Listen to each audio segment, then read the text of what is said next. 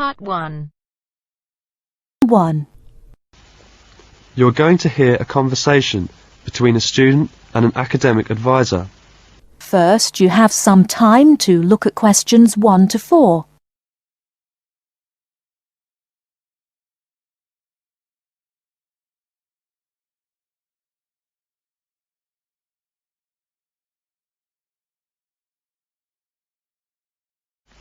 Hello there, you must be Jane. Please come in. My name is Mrs. Dunstan. Hello, Mrs. Dunstan. Pleased to meet you. All right now, let's see. Now, you're interested in attending university in Canada, is that right? Yes, and I have a lot of questions to ask you. Okay, but before I begin to answer your questions, I need to ask you a few questions first. Now, your major is... Engineering. Mechanical engineering. Right, and where did you graduate? I graduated from the Beijing Institute of Machinery in July 1998. I completed my bachelor's degree. Okay, now, I'm assuming you'll want to continue studying in that field, am I right? Actually, I'd prefer to do an MBA if possible. But if I have no other choice, then I'll continue in mechanical engineering. Okay, now, are you familiar with the requirements for an MBA degree? Yes. Before you hear the rest of the conversation, you have some time to look at questions 5 to 10.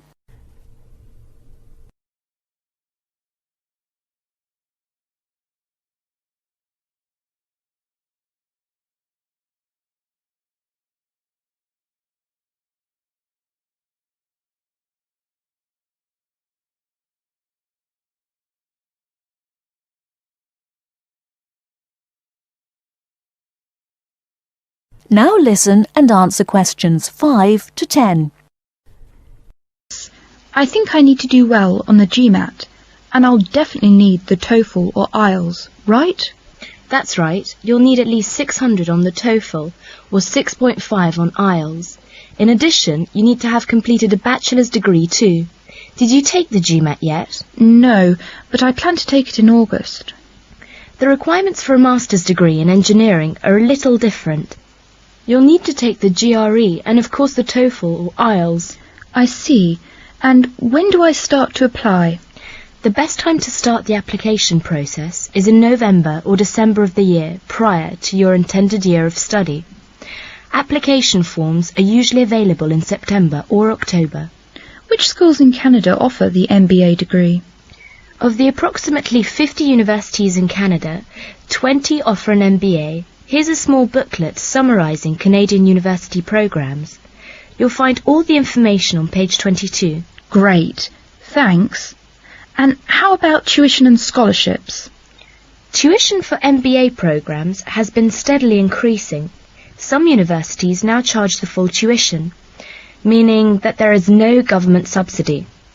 Those universities cost about $10,000 per year, and it's a 2-year programme. Other universities are still government subsidised, so the tuition is only about $4,500 per year.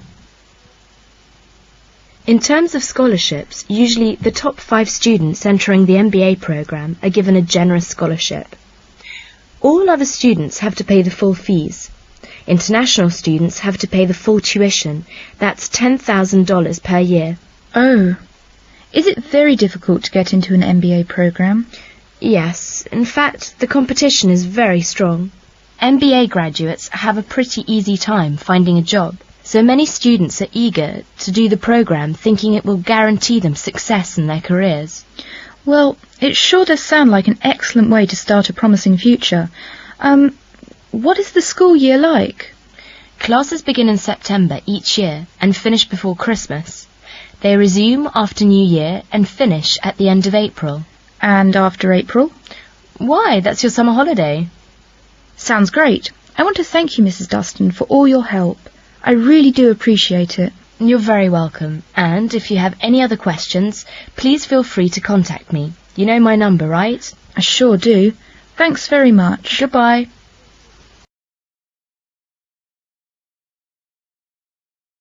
That is the end of part 1. You now have half a minute to check your answers.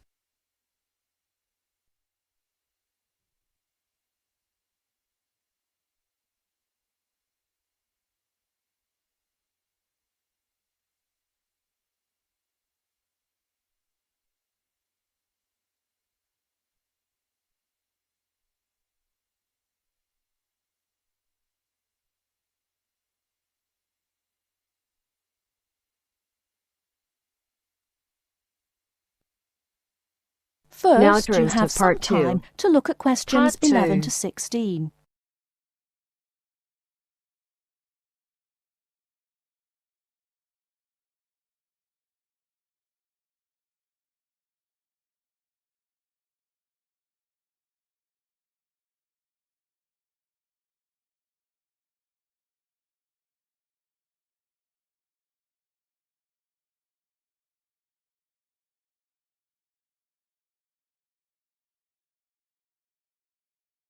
Now, listen carefully and answer questions 11 to 16.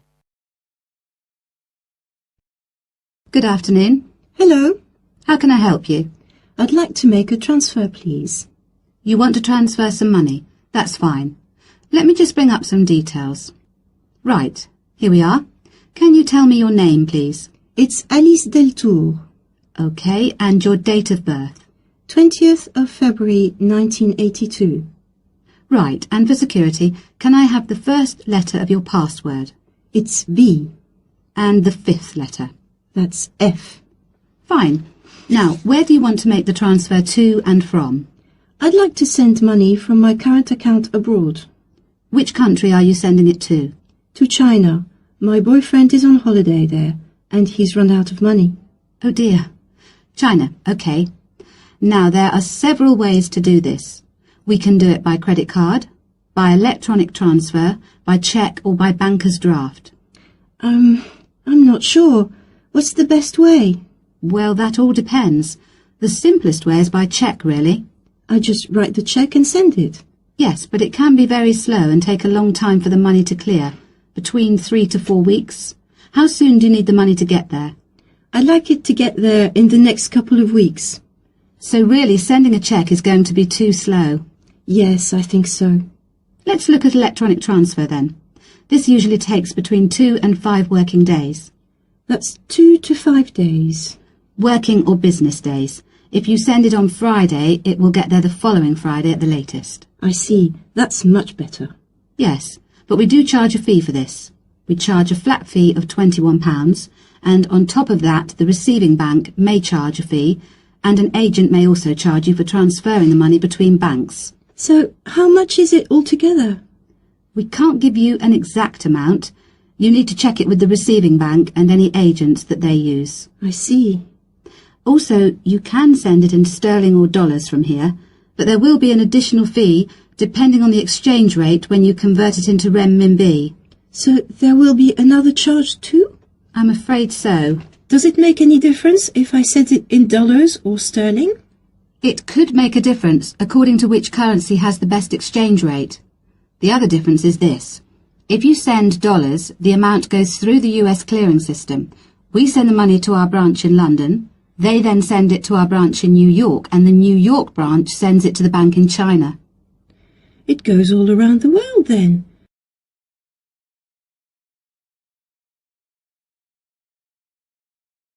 Before you hear the rest of the talk, you have some time to look at questions 17 to 20.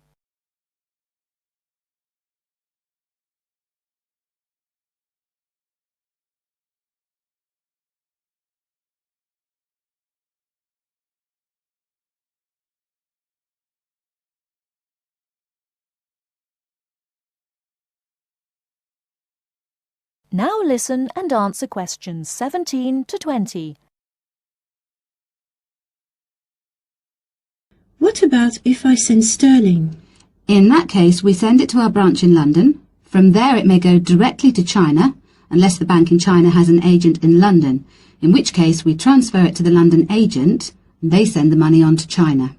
So how do I proceed with the transfer? OK, first we'll need some details about the beneficiary from you. The who? The beneficiary, the person receiving the money. OK, what do you need to know? We'll need the full name of the beneficiary and their account number. OK. You need to tell us the name of the bank in China and the address of the branch. We also need the bank's sort code and the SWIFT number. What's a SWIFT number? Basically, it's an interbank code. It helps banks identify each other through a unique code number. OK, and that's spelt? SWIFT, SWIFT. And the final thing we need is the reason for sending the money. You need a reason from me? I just told you my boyfriend's run out of money. Well, we don't need a reason. The receiving government needs to know why the money is entering the country, and we have to be able to tell them. Okay, so from me you need the bank's name, the address of the branch, the sort code and SWIFT number, the beneficiary's name and account number, and a reason for sending the payment. Yes, that's correct. Okay, so I'll check these out and come back to you with them so we can go ahead with the transfer.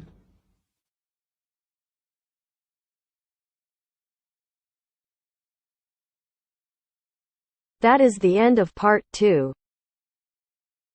You now have half a minute to check your answers.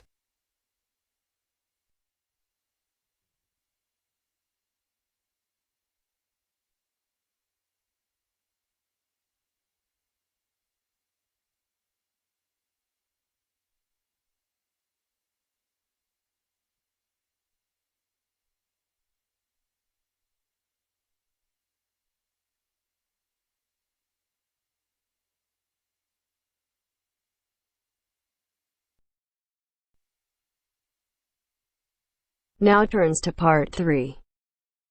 Part 3. You'll hear an interview on job application. First, you have some time to look at questions 21 to 25.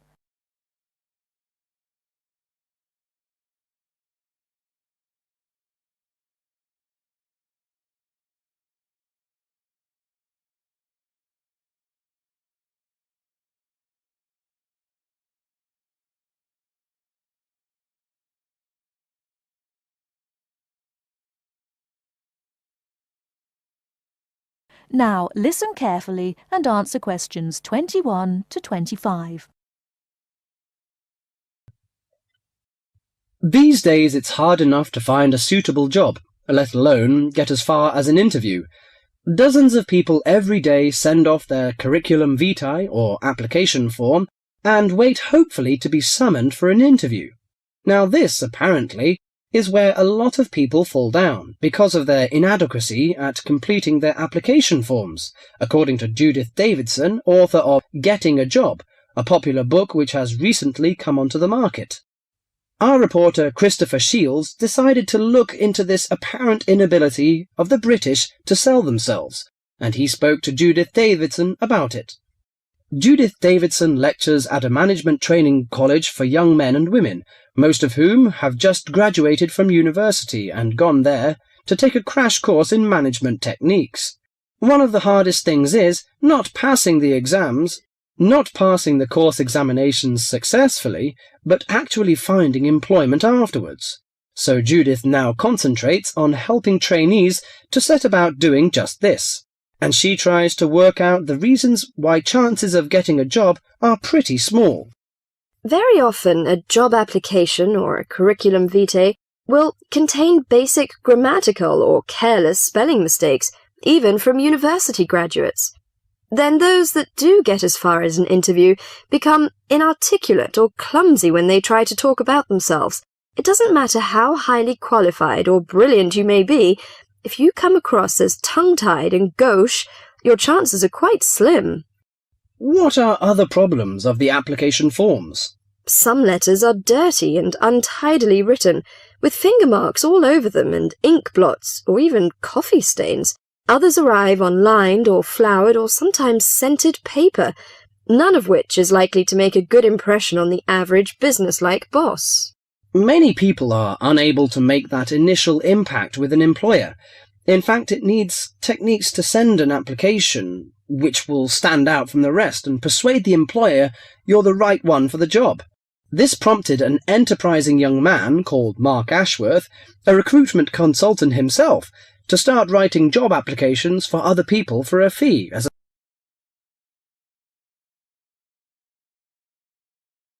Before you hear the rest of the talk, you have some time to look at questions 26 to 30.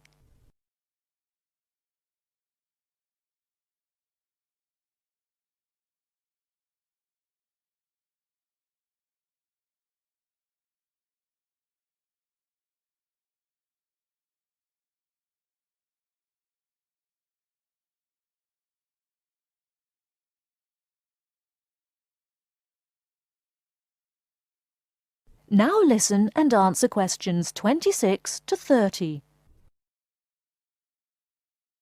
He told me he got the idea in America, where it's already big business, and in the last few months alone he's written over 35 CVs. He feels that 80% of job applications received by personnel managers are inadequate in some way. Well, yes, many people simply can't cope with grammar and spelling and don't know what to put in or leave out. Sometimes people condense their work experience so much that a future employer doesn't know enough about him. Then, on the other hand, some people go too far the other way. To give you an example, one CV I once received in my recruiting role was getting on for 30 pages long. Mark has an initial interview with all his clients in which he tries to make them think about their motivation. He can often exploit these experiences in the CV he writes for them and shows that they have been valuable preparation for the job now sought. He also believes that well-prepared job history and a good letter of application are absolutely essential. Among the most important aspects of applications are spelling, correct grammar, content, and layout. A new boss will probably also be impressed with a good reference or a letter of commendation written by a former employer. The type of CV I aim to produce depends largely on the kind of job being applied for. They don't always have to be slick or highly sophisticated, but in certain cases this does help. Judith Davidson thought very much along the same lines as Mark. In her opinion, one of the most important aspects of job applications was that they should be easy to read. Many applicants send in letters and forms which are virtually unreadable. The essence of handwritten application is that they should be neat, legible, and the spelling should be accurate. I stress handwritten because most employers want a sample of their future employees' writing. Many believe this gives some indication of the character of the person who wrote it. Some people forget vital things like putting their own address or the date. Others fail to do what's required of them by a job advertisement. Judith believes that job seekers should always send an accompanying letter along with their application forms, stating clearly why their qualifications make them suitable for the vacancy. Personal details have no place in letters of application. I well remember hearing about one such letter which stated, quite bluntly, "I need more money to pay for my flat." No boss would be impressed by such directness. She added that the art of applying for jobs successfully was having to be learnt by more and more people these days, with the current unemployment situation. With as many as 200 or 300 people applying for one vacancy, a boss would want to see only a small fraction of that number in person for an interview. So your application had to really outshine all the others to get you on the shortlist.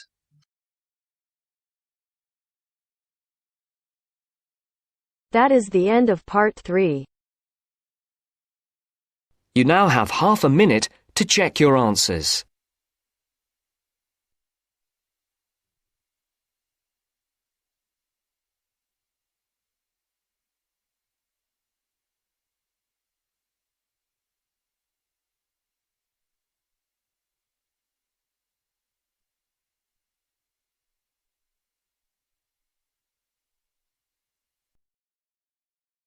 Part 4. You are going to hear a talk on Anne Bonny, a female pirate. First, you have some time to look at questions 31 to 35.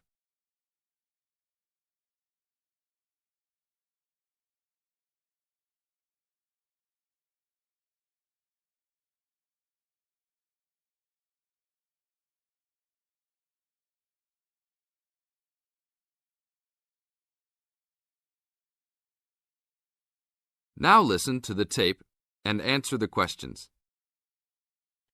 Anne Bonny was one of the 2 most famous female pirates. She sailed on the crew of Calico Jack Rackham. Anne was romantically involved with Calico Jack, but she could be counted as none the less as fearless as any other pirate. She was born in County Cork, daughter of an attorney and his maid. The lawyer left Ireland in disgrace, but found fortune in the Carolinas. There, he amassed a fortune and bought a large plantation. A ne'er-do-well pirate sailor named James Bonny married Anne in an attempt to steal the plantation, but Anne's father instead disowned her. Bonnie then took Anne to the Bahamas, where he turned informer to Governor Woodes Rogers, turning in any sailor he didn't like as a pirate for a handsome reward. Anne quickly grew to dislike her spineless husband and quickly caught the eye of one Calico Jack Rackham, a pirate of some renown. Governor Rogers had recently passed an amnesty for pirates, which left Bonnie out of work. The admiration between Anne and Calico was mutual. Calico Jack was a handsome man who knew how to spend money as well as steal it. Anne was a well-endowed lass with a fiery spirit and a temper that matched that of any man. In any event, Calico offered to buy Anne from Bonnie, but Bonnie instead took the matter up with Governor Rogers, who said that Anne was to be flogged and returned to her true husband. That night, Calico and Anne slipped out in the harbour, stole a sloop, and began a life of piracy together.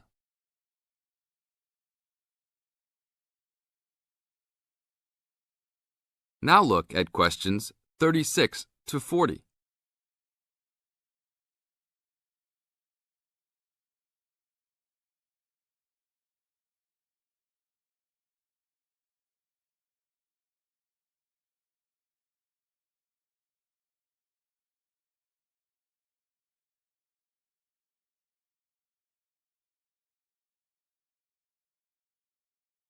Questions 36 to 40.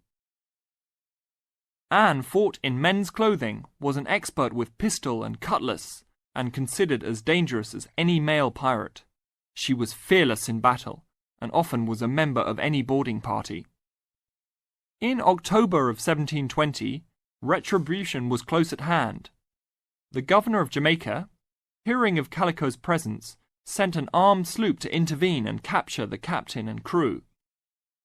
Calico's ship, Revenge, was caught by surprise, and much to Anne's dismay, the pirates fought like cowards and were taken far too easily. Anne and Mary Read were also captured, but, upon capture, confessed their sex and pleaded to be tried separately after they gave birth. Both women were pregnant at the time. Both received separate trials from the men, but were still sentenced to hang. Mary Read escaped the hangman by dying from fever while in jail. Anne, however, received several stays of execution before mysteriously vanishing from official records. It is believed that her father, who had contacts in the island, forgave his daughter for her acts and ransomed her back to the Carolinas, where she assumed a new name and a new life. That is the end of part 4. You now have half a minute to check your answers.